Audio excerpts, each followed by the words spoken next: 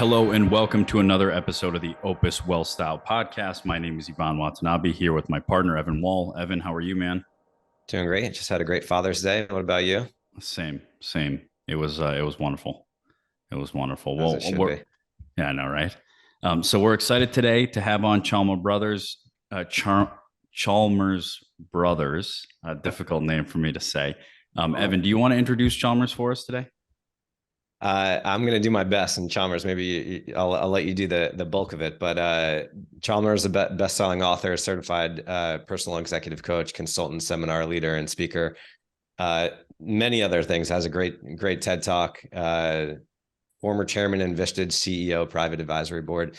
There's a long list, but I'd say the main reason we wanted to have you come speak to us is because you wrote two amazing books, Language and the Pursuit of Happiness, and Language and Leadership Excellence. This one right here is a little heavier than I remember, but I thought both of those books were incredible. Some of the highly recommend both of them, especially they both spoke to different things, but the Language and the Pursuit of Excellence, much more so interacting with your staff people, building a culture inside of your company, and just so many great wisdom pieces to get out of both of those. So anyway, I'm super excited to have you on here. If you wouldn't mind, maybe share with us a little bit about your background, how it came to be that you got into this line of work and wanted to write both of those books.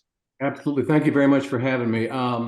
It was a happy accident, really. I have an engineering background and an MBA, and I was working in the consulting world. And my wife and I were living in New Orleans, and some friends of ours went to a workshop and would not be quiet. They just said, "You guys have to go to this workshop. You have to go." And I promise you, this is where my mind was. I was like 25 years old. Mm-hmm. Well, number one, I'm not really sure what a workshop is. Number two, I'm pretty sure I don't need one. And number three, I thought, how good can this be if I've never heard of it? So I was very arrogant, and they finally said, "Look, we'll pay for y'all to go. And if you don't think it's worth it, don't pay us back." So we went, guys, and it opened my world. It was my introduction to the world of ontological coaching, right? So we weren't being trained to be a coach. We were being coached. And I had my blinders taken off. It was an introduction to the power of language, to looking at language this way. Do you think anyone doesn't have that initial reaction to that kind of work of just thinking, "Oh, that's not for me. I'm all set." It's such a natural reaction. It was. And I was rock solid certain at 25 that if you didn't see things like I did, you were stupid. Yeah. The way I see things is the way they are, right? And so I got a dose in a weekend workshop that people of goodwill, guess what, can and do interpret radically different than I do. Mm-hmm. And they're valid expressions of what it means to be human, and they don't have bad intentions. And so this notion of the unique observer, right? We are simply unique observers. And that hooked me, and I stayed with it. And again, the anchor was this thing called language is a generative thing that we speak ourselves into the world. Whatever creativity is in the human being, it has something to do with our thoughts and something to do with our language. And so I stayed with it. I took a couple more courses from these guys in Louisiana. By 1995, I learned about an organization called the Newfield Network in Boulder. And a gentleman named Julio Olaya was the founder and was the main instructor leader there. And I did a one-year program called Mastering the Art of Professional Coaching in 1995. And in that year, I was taking the program knowing I was going to teach it, meaning I knew enough about this body of work. By that time, I'd left Anderson. I was a sole proprietor, doing consulting work, coaching work. And I knew that I wanted to make my life around this. Now, I started doing workshops, but I have to be honest, when I first finished in January of 96, I was a whirling vortex of new distinctions. Mm-hmm. I couldn't talk about anything without wanting to talk about everything because it's all. And it took me, honestly, almost a year to develop coherent modules, right, that had a beginning and an ending and activities where I could actually, do them. And I was doing strategic planning type consulting work. And I started saying, okay, I'll do your facilitation, but you got to give me a half a day up front to do what I want to do as an investment for what we're going to do here collectively. And slowly that half a day began to be all that I was doing. And I started, leading workshops, and people started saying, where can I get a book about this stuff? My internal thought process was, number one, I'm a practitioner, right? The people who taught me should write the book. I'm not smart enough to write a book. And gradually, guys, I had like a Buddha or a cobbler has no shoes moment. I'm in the business of helping people move past unpowerful beliefs. And I apparently was the only person who didn't believe I could write the book. And so I started typing, and the first one took me 6 years. Most of it was done when our kids were little. So I was writing between like 4 and 6 in the morning. And it came out in, I think, late 04, early 05. And gradually, and again, y'all, since 1996, this is all I've been doing, right? The workshop I did for you guys, I do half-day programs. My bread and butter is a 6-month program called SOAR that basically models the second book, right, in terms of the material that we cover. There's homework, and people are in accountability groups, and they have to have a professional goal and a personal goal. They meet offline without me. And I also do a lot of just half-day one-offs, half-day workshops that people want an introduction to this work. But it's been a joy. And one more thing, and then I'll kind of shift it back to you guys. The way I ended up really writing the book and Vistage both, this is my 25th year as a speaker on the Vistage Network, was another happy accident in a Rotary Club in Tennessee back in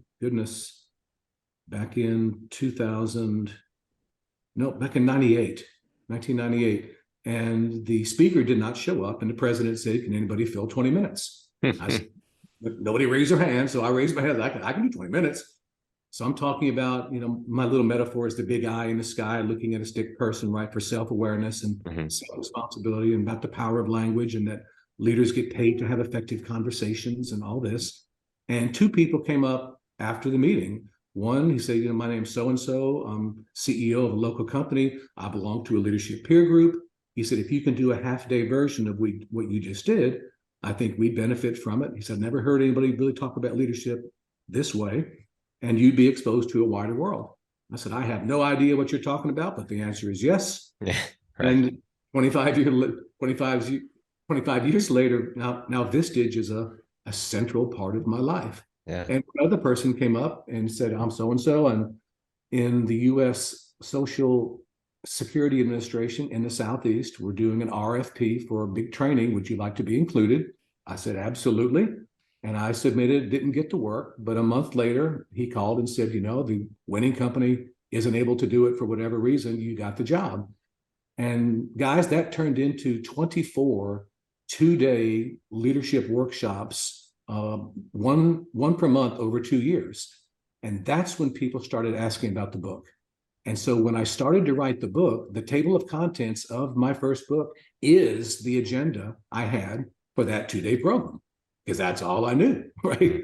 That's all I knew. So the table of contents, so both the book and my Vistage relationship were triggered by me saying yes. Yeah. Asking me if I could do something. And so I tell my kids, look, if someone asks you something and it's kind of in your wheelhouse, say yes. If you don't know, again, power of language stuff, right? You don't know where it's going to lead. First of all, I love the thought that the Social Security Administration has been exposed to this stuff. That's just kind of, I wouldn't have seen that coming, but I don't lead with that one. Normally. Yeah. Right. I hear you. But so like you said, my head is swirling with, there are so many incredible concepts in both books that, but we don't have, a day and a half here. Right. So we need to kind of condense it down into something where our listening audience can, walk away with some insights. And so one of the things that you mentioned, maybe we can start here, is language is not just descriptive, it's generative. And maybe speak to a little bit about what you mean by that, and then how do leaders go about using language to create culture inside of a company? Beautiful question. The way I get in my workshop to be able to talk about language this way is I ask leaders first, look, of all the 10,000 things you have to do to be an effective leader, what are the most important? 1 or 2 or 3 things you say that you get paid to do as a leader? And they answer with things that we could predict, right? I get paid to groom the next generation of leaders, to shape the culture, to drive profitable growth, right? I get paid to be the face of the company, right? To improve processes. And I said, oh, that's great. And what would a camera see you doing as you're doing that? So I'm watching you elicit creativity and build processes and strong teamwork and shape the culture. I'm watching you do that. What do I see you doing as you're doing that? And with a little reflection, well, the answer is you would see me engaging with people. You would see me in conversations. Mm-hmm. So in a meaningful way, leaders get paid to have effective conversations. Leaders are conversational architects and conversational engines. And because of the centrality of conversations for leadership effectiveness, right, now we get to talk about language, because that's what this is. And so the tee-up question is always this. If you were to ask 100 people or 100,000 people, what is language? What is language for? Well, the vast majority always answer with some version of a tool for communication or something along those lines. And the notion is, yes, and if it's a tool you can't put down. This one's interestingly different because it appears to be the one tool we need for every single other tool we'll ever pick up. So this notion, language creates and generates, it doesn't only describe. Some examples are, if I ask you to have lunch with me next week at 1 o'clock, if you say yes, we just invented a next week at 1 o'clock that 5 seconds ago wasn't going to happen. Mm-hmm. We're not describing anything. We're making something happen. Think about every time in our lives we ever said the word yes. So I'm talking every single time in our life, the word yes popped out of our mouth. The question is, if all those times instead we had said no, would our life be different? Well, yes, it'd be radically different. These doors would have opened. I'd have moved in the world this way and not this way. And I offer people this. I said, y'all knew this before you met me. Maybe not exactly the way I'm focusing on it or exactly the way I'm emphasizing it, but in a real way, I want to be a professional reminder. I want to remind people of some things that they do know about the power of language and frame it in a way that they can more effectively apply it. So guys, everything, our country was declared into being. Organizations are declared into being, right? And this is so close we don't see it, right? They're all declared into being. And so this notion, when you look at an organization, number one, leaders get paid. Being a strong leader has nothing to do with your arm strength. It's a metaphor, right? Being a strong leader has to do with your capacity to engage in certain conversations that consistently produce two types of outcomes, quantitative and qualitative. And for me, the most obvious quantitative outcome is execution or productivity.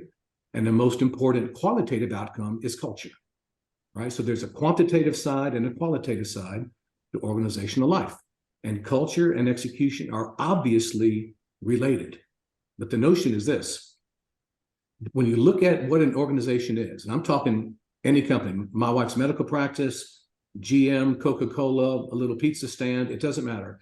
Organizations at their core may be understood as human beings coordinating action, but they're not coordinating action with magic. They're coordinating action with certain types of conversations. And these are promises, commitments, agreements. I use these words interchangeably. So when you look deeply at a company, what you're going to see is that there's a bunch of people and they're coordinating action, they're working together, and the way they're working together is they are making and managing promises, big ones, little ones, boardroom, bathroom, email, sticky note, right? So the company can be understood as a network of interdependent commitments, driving quantitative and qualitative outcomes. And the notion is you can coordinate action well, or you can coordinate action not so well, but you can't not do it, right? It's fundamental to organizational culture. The way that we do the commitment management dance has a giant impact on a quantitative outcome called productivity or execution and a qualitative outcome called culture, right? And so leaders' conversations, right, as we move in this direction, leaders' conversations about culture have a lot to do with values and behaviors, right? What is it? What are the things that we're going to embody in terms of how we treat each other? Right? So there's a lexicon, there's a vocabulary, right? And for most organizations, it's mission, vision, values, goals and objectives, right? And strategies, right? How are we going to do this thing called coordinate action? right? Where are we going to, our organizational vision, goals, and objectives, and where are we coming from? What are we standing on? These are our standards, our principles, our purpose, and our values. Do you think that, Yep. sorry, do you think that there's, is there one that needs to come before the other? Right. Is the culture, creating the culture, more important than, the quantitative strategies, or do you really need sort of a process in place and then the culture kind of evolves? So how do you sort of see it? That's a great question. My experience is this: for startups, right? The founders' values are so obviously what the anchor is, right? Mm-hmm. If it's a sole proprietor, a one person starting up a firm, and that way the culture almost always starts anyway, as what are the values of the founder, right? What's the work ethic of the founder, the direction of the founder? And as more and more people come on, it can be thinned out and more diluted. But your question about which comes first, there's a lot of work that's been done on organizational culture. And Edward Schein, Schein, has a definitive book, at least to me, on culture. And I remember one of the things he said, and it may sound counterintuitive, but it's don't focus on building the organizational culture absent solving a business problem, right? What is the problem? What is the issue that you want to tackle, to accomplish? And the culture needed, to get that result. But in a vacuum, at least his perspective is, in a vacuum, it's not such a value-added activity if you don't connect it to a core business problem, right? The other aspect of culture that lately has been more clear to me, at least than it was early in my career, well, number one, in my career, y'all, I've been doing this for 36 years. I've had more conversations with leaders in the past 5 years about the conscious and intentional creation of culture as a competitive advantage than I had in the first 31 years combined. Mm-hmm. So something is happening right now, right? We're not the only ones having this conversation. That's interesting. Something is happening, I mean it, right now, and we can talk about why that is, right? I think there's a couple of reasons. Number one, more and more organizations are using teams, right? So collaborative activity, it is more important. There's been a clear shift away from command and control hierarchical structures, right? They're trying to decentralize decision-making as much as we can, which means people, it helps if they know why they're doing what they're doing, right? And so all of those, I think, and I think younger people are simply I think younger people value culture in a way that maybe people in my generation did not. Meaning, when I was growing up, it was more of a command and control world. And, my kids are 31, 29, and 26, and that doesn't work for them, Mm-hmm. right? Yeah, it's interesting because I feel like the younger generations understand that there are options. Yes. And so they feel like they can be more selective of where they go take those opportunities. And so culture plays a bigger part. For older generations, it was almost like, I am just grateful that I have a job, and I don't, who am I to, go seek a culture where I'm just excited that I have a position. I should be grateful for what I currently have. I don't disagree. I think there's a social contract has changed, right? Mm-hmm. The social contract used to be some version of the company offers you employment basically for life, and you give them loyalty. Right. But that, that is not the case at all anymore. People do not join a firm in their 20s with the expectation that they're going to be there a long, long time. I mean, people not just change jobs, they change careers. Yep. Right. In ways that, and I would agree. I think because of that, right, culture influences the type of people that would even consider working at a place. It influences your ability to retain those people and leverage their contribution over time, right, to solve problems without damaging the relationships. And a lot of my thinking right now around culture, and again, in many ways, organizational values can be too abstract, meaning, what does respect mean to a VP, to an administrator? What does collaboration mean, right? What is innovation? In a broad sense, I think we understand them, but in terms of making them actionable, so more and more companies are having conversations about behaviors, right? If the value is respect, what is the behavior that embodies it? And what is the behavior that does not, right? So these conversations, again, if leaders are conversational architects, some of the important conversations, and y'all, I have a house drawing, right? The roof of the house is the vision, the goals, and the objectives, right? Where the organization is going to. Mm-hmm. Foundation of the house is where you're coming from, what you're standing on, which is your purpose, values, principles, standards, right? Where you're coming from. And the middle are the people coordinating action. Well, the conversations from a leadership standpoint, at least three fundamental conversational processes. Number one is the initial establishment and articulation of the roof and the foundation. What is the purpose? What are the values? What are the behaviors that we are going to say are important enough to embody, right? This is how we treat each other, right? This is what customer service means. This is what customer intimacy means from a behavioral standpoint, right? So the initial establishment, then it has to be in something in your onboarding process, right? You know, when people are brought into the organization, I like to say there's a strong version of onboarding and there's a weak version. The weak version of onboarding is osmosis, meaning let's sit the new guy next to Phil and hope it rubs off, right? But the strong version of onboarding is it's a purposeful, intentional conversation, right? That's created on the front end of somebody's employment. And so in addition to the initial establishment and then the onboarding, then they have the ongoing, right? How are you going to reinforce, bring this into the daily fabric of organizational life, whether it's in performance management, in the way that we start meetings. Many organizations have like a value or behavior of the week, right? They have a touch point, right? At the beginning of every meeting, for example, whether it's respect or innovation or creativity, they talk about what it means. And then let's go have our meeting, right? You bring up something interesting, Chalmers, around sort of, the onboarding of it. And it sort of struck something for me where, a lot of our employees are working virtually, right? And I think, in this sort of new virtual world, there's a lot of conversation around, we're losing connectivity and we really want people in house because it's going to be more collaborative. For those companies that are remaining remote, right? What are your suggestions on how to create culture, sustain culture? What are the things that you would recommend for those that are going to remain sort of in different locations?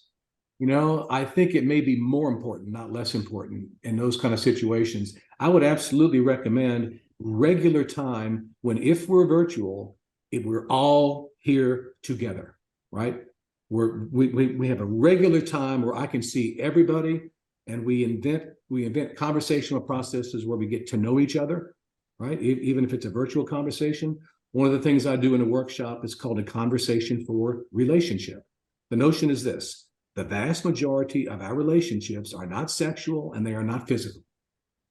They're conversation, right? Let's say if you and I only talk about sports and the weather, and that's it. We can say we have a certain type of relationship, but then we start talking authentically, sharing our concerns and our values and our hopes and our fears. And after a while, we say, you know what? My relationship with Iván is a lot deeper.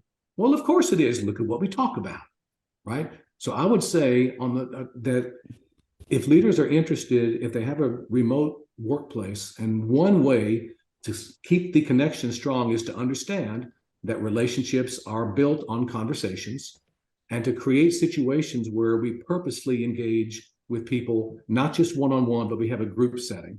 And y'all, one of the things I do, whether it's virtual or in person, in my conversation for relationship, I have four points. Number one, number of siblings in your house when you were growing up as a kid.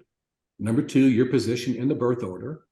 Number three, something interesting that nobody else probably knows about yourself, your family, or your hometown.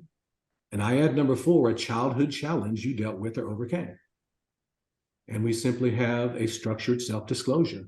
We simply share our version of that, and we listen to one another and ask questions. And I do it in both in person and virtual, but it's about a 15-minute activity with groups of 4, groups of 5, right? And so you're in, you're out, but that regular conversation, understanding that our relationships are built on conversations. if leaders are conversational architects, right? But again, that is a template, not the template. You could do anything, right? You could do your first job and something you learned. You could do, the most unusual pet you ever had. It really doesn't matter, right? It really doesn't matter. But what we're doing is we're harnessing the power of language as a relationship builder. Mm-hmm. Becoming an expert at conversations, intentional conversations. Intentional conversations.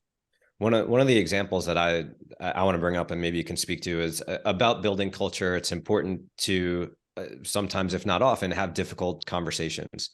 And I have someone that I work with that in the past would do things that maybe would bother me because they weren't up to my expectations, mostly around time expectations, when things were getting done.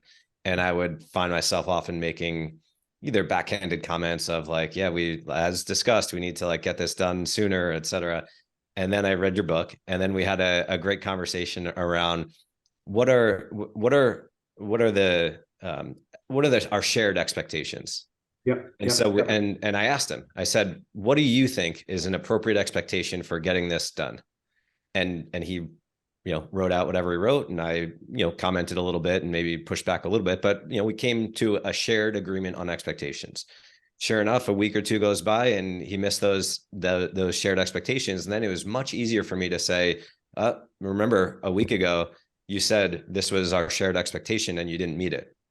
And so he was so much more open to receiving that than just me kind of pushing back on, my annoyance in the past, because now it's a shared expectation. I love that you said that. I believe a couple of things here. Number one, anybody can have an easy conversation. Mm-hmm. It separates nobody from nothing. Number two, I believe this: any organization's output, goods or services, is directly related to the quality of conversations that take place inside that organization. Directly related. Context and content. For me, one of the best things I ever learned about difficult conversations, if we have avoided a conversation, most of us did so for a reason. And that reason lives, does it not, as an internal narrative. Mm-hmm. That's where it lives. Now, if our big I self-awareness muscle is turned on enough that we can articulate what that concern is, that's what we speak out loud up front. Evan, I have a concern about a conversation I want to have with you. Number one, I have a concern that you may misinterpret what I'm saying. I have a concern that this may get in the way of our friendship. And if I'm honest, I have a little concern. If I talk to you about this, you might quit. And I do not want you to quit, not in this economy. But the status quo can't continue. And I'm struggling to bring some things to your attention in a way that will allow us to really be productive and have shared understanding of where we're going. Are you open to a conversation with me, or some version of that, right? Mm-hmm. Mm-hmm. But the notion is, if we have a background concern about a difficult conversation, we almost always do, that's what you speak out loud up front. Before you get to the content, right? Before you even get to the content, this is the context. And this separation of context and content was one of the best practices I was ever taught. Another way to create context that many people do, I think, instinctively, is simply declare the value of the relationship to you. Evan, I value our relationship, and I value it professionally and personally, and I'd never do anything to intentionally harm it. And I need to have a conversation with you that I'm kind of struggling with, right? Like that. And this to me was one of the most powerful things I've learned. And in Vistage, I got taught a phrase that has served me as a husband, as a dad, as an uncle, as a brother, right? It served me as a coach, as a consultant. And the term is carefrontation. Carefrontation. I care enough about you to initiate a conversation with you that in this moment, I'm not 100% sure how it's going to go. I care more about supporting you and your career growth. I care more about that than my hands not sweating, right? And I like to say it this way: support isn't clapping while someone's going off the cliff, right? I think the common thread between both of the two approaches is obviously just transparency and honesty, and really just being as open as you can with what is going on between your ears before you start the conversation, right? So that context, I think, is incredibly valuable. It's tremendous. It's tremendous, Iván. And because we have a BS detector, We also have an authenticity or a sincerity detector, right? And we do. When whatever energy is, it's real. You can't fake it. You can't fake this. When I'm in the presence of someone who is authentic, sincere, I want to play. I believe this. Leadership has gone from command and control to inspire and enroll, and authenticity is enrolling. Yeah. It's enrolling energy in these conversations.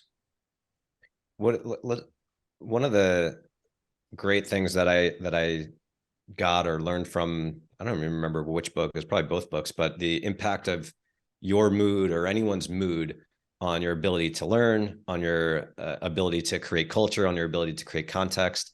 And so first of all, can you speak a little bit to that, but then also expand on, how can we improve our mood, our employees' moods before, having maybe a difficult conversation? Perfect. One of the most foundational aspects of that's in both of my books and in the work that I was taught is this notion that we are each a unique observer, right? We are each a walk, like if we took a tour of a building, whatever, and we stayed together and we came back and the tour guide said, "What did you notice on the tour?" Well, how many answers is he or she going to get? Well, how many of us went on the tour, right? It happens every time, right? So we're unique observers as a starting point. But we're not a walk and talking eyeball. We are a bundle of congruency among three things: our language, our moods and emotions, and our physical body and biology. And those three are absolutely connected, right? We are a walking, talking bundle of coherency. So that means that, well, many of us exercise, which is body, and then we feel better, which is mood. Well, that's kind of why we do it, right? But what if you waited till you felt better before you exercised? You may not get off the couch, right? And when you exercise and feel better, now we're in the language circle, do we not interpret the same flat tire or offhand comment a little differently? Yes, there's a coherency, right? And so whenever we talk about moods have accompanying narratives, right? A mood of resentment carries with it an internal story of I'm the victim, this isn't fair, right? A mood of ambition, I can see this as a possibility. Let's go here, let's go there, right? So there's a linguistic aspect to all these moods, just as there's a biological aspect, right? In resentment, we're more closed and hunched over, and we breathe differently. One of my teachers said, the way you stand is the way you stand in the world. It's not innocent, right? There's a coherency, right? And so when we think about moods, well, the distinction I was taught is this: moods and emotions are both predispositions for action. The emotion is a short-term predisposition, obviously shaped by an external event. I walk around the corner, almost step on a poisonous snake. I'm instantly an emotion of fear. But that's not the same as living my life a fearful man. Are you with me? That there are short-term shifts that are obvious and externally generated, but then we kind of go back to where we can normally count it on to be found. And so a couple observations. Number one, everybody is always in one mood or another. Whatever mood you're in, it's not nothing. Apathy is a mood. You calm and collected is a mood, right? And these moods are consistent with a certain biology and body, and they're consistent with certain interpretations, right? So in terms of one of the first things that we have to do if we want to be able to shift our moods is to acknowledge that we have the ability to do that. Meaning, I don't shift our moods to control our. Would you say control our moods? I would say design or impact. Like the word design, right? I can design a different mood. Number one, once I notice I'm in a certain mood, right? Awareness. Be self-aware. And many of us are terrible observers of our own moods. We don't see them as moods half the time. We see them as, well, that's the way things are, right? And so the first challenge for many of us is acknowledging that we're in a certain mood. And then once we're in a certain mood, right, then we can look at the avenues we have. We have a language avenue and we have a physical avenue, right? Because those three circles, right? And we can also simply intervene on the internal narratives, right? But often it takes another person. Often, like I'd like to say it this way: if you want to shift out of resentment, for example, and into something else, you better be ready to handle the I'm right conversation, because the I'm right conversation is going to raise its head as soon as you start tinkering here. But I'm right to be in this mood. If you had it would happen to you, you'd be in this mood too, right? So we get very right about the moods that we're in. We become the poster child, right, for that particular mood. And so if you want to navigate out of a mood, you're going to have to be able to navigate the I'm right. Do I want to be right about being in this mood, or do I want to actually shift it? There's another, and I call it maybe a linguistic trap, that many of us, I think, can get a little bit hung up by. It's this notion that, well, if I do that, I'm not being true to myself, because I'm in this mood, so I guess I just have to stay here, because that's being true to myself. And I would offer, why is being in a mood that you've already observed not serving you very well? Why is that being true to yourself in a way that being conscious about designing something more productive isn't? I mean, and I'll say this about resignation or depression, right? There are certain moods that are beyond coaching and beyond talk therapy. There are certain moods, I think, that there's a biological connection, and we need medicine. We need a professional medical doctor, because there are certain moods that are way beyond coaching. Right? They aren't what I'm talking about here. They're different. And I believe they're different because the biology is affected so much that it's really, really challenging. It's really, really challenging. But I'd say one of the ways that we can on purpose shift moods is with our bodies. I mean, simply walking. Sometimes having a meeting where you're simply walking, during the meeting, standing up, right? Looking at posture. I mean, and there's all sorts of stuff, whether it's meditation, exercise routines, all of that. Clearly, if you want to have a slow, lethargic afternoon, well, eat a gigantic carb-heavy lunch, right? And so it's predictable, right? There are certain things that are predictable, right? But I would say one guideline is we're not responsible for the mood we woke up in. Sometimes you just wake up and you're not in a good place, but we are responsible for staying there, right? We are responsible for staying there. And it's the whole topic of emotional intelligence, right? There's a I mean, I don't know what the numbers are, but organizations that have some capacity for EQ simply outperform those that don't. They simply outperform them in every way. And there's a practice that I was recently taught. The book is called The Untethered Soul. And there's a practice in there that the author introduced. And folks, I've been doing emotional work for over 20 years. I never heard this. If I ask you to count to 3 right now in your head, you could do it, right? So please do it right now in your head. Count to 3 in your head. Easy or hard? Easy. Very easy. I can ask you to count to 3, and this time see a number 1, see a number 2, see a number 3. So add a visual element as you're counting to 3 in your head. So do that right now. Could you do it easy or hard?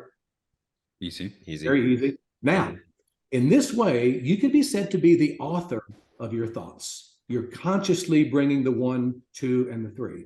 Now, if I ask you to count to 1,000 in your head, how long would it be before an uninvited, unsolicited thought pops in?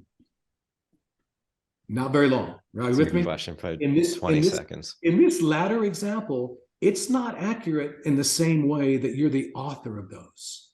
You're the observer. You didn't consciously author them. They just popped in, right? It's interesting. Whether we give our attention to these, and y'all, many of these uninvited thoughts are not us at our best. They're often worrisome, they're troublesome, they are not helpful. They don't represent our best self. The practice that the author introduced was, he says, an uninvited guest who is ignored soon departs. By giving these uninvited thoughts our attention, our energy, our conscious awareness, we give them power. And y'all, life is unfolding, is it not, in front of us in the present moment? Have you ever had somebody watch a movie, so engrossed in the movie, and you say their name and they don't even hear you? My daughter all the time, every day. And it's not just movies. We can do it here. Are we clear? We can do it here. and we're missing life. Life is here. And his practice is simply lean away from the uninvited guest. Lean away and bring our attention back to the present moment as an emotional well-being practice, right? As a practice to be here and now. Everybody, we understand how important it is to be present, right? And of course, being present has nothing to do with where your feet are, right?